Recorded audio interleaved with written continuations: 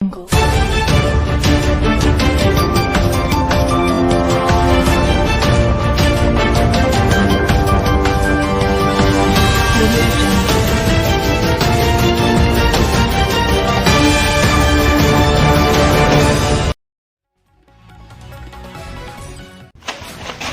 कुमार महापात्र सभापति सूचना अधिकार अभियान बालियापा। आज जो सांबादिक सम्मेलन कौन रही आज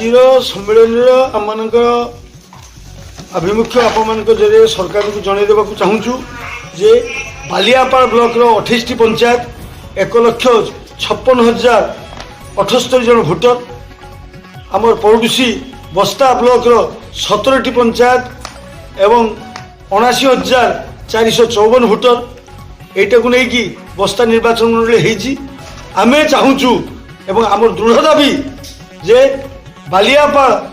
बस्ता निर्वाचन मंडली करा जाऊ। आमे ए संबंध में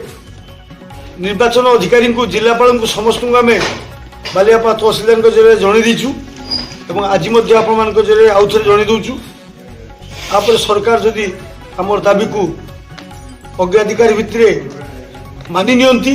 सम्मान दियंती ताले आमर किछि नाही नचेत आमे आईन आश्रय नहीं आमे आमर हक को